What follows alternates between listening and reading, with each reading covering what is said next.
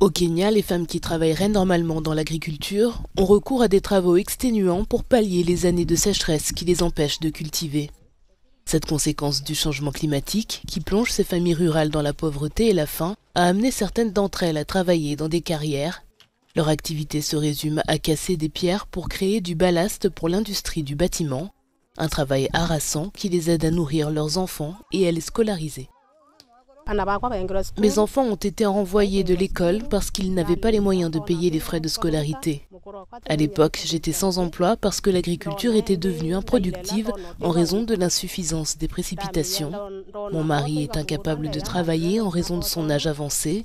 Lorsque j'ai commencé à concasser du ballast, j'ai réussi à vendre un chargement suffisant pour remplir un camion. Je l'ai vendu dans un conteneur de 10 kg à 19 centimes de dollars. J'ai payé une petite partie des frais de scolarité et j'ai demandé à l'enseignant de me donner plus de temps pour trouver le reste. J'ai continué à broyer du ballast et j'ai pu régler les arriérés de frais de scolarité pour ce trimestre. Parfois nous manquons de nourriture, mais je suis obligée de faire ce travail parce que nous n'avons pas d'autre choix.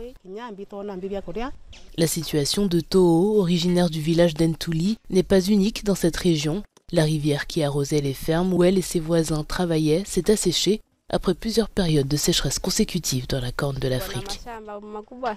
Nous avons de grandes étendues de terre, mais nous ne pouvons pas cultiver à cause de la sécheresse qui sévit actuellement. Il n'y a pas de pluie et cette rivière s'est asséchée parce que c'est une rivière saisonnière. Lorsqu'il pleut, cette rivière reçoit de l'eau et nous l'utilisons pour cultiver. Aujourd'hui, nous broyons du ballast pour pouvoir nourrir nos enfants, les habiller et les éduquer. Les femmes d'ici ne reçoivent que 3,8 $ pour 20 conteneurs de 10 kg.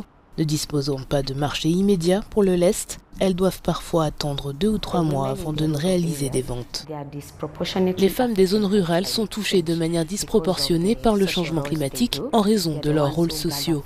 Elles ramassent du bois pour les familles, elles vont chercher de l'eau, elles s'occupent des enfants et surtout, ce sont elles qui doivent mettre de la nourriture sur la table.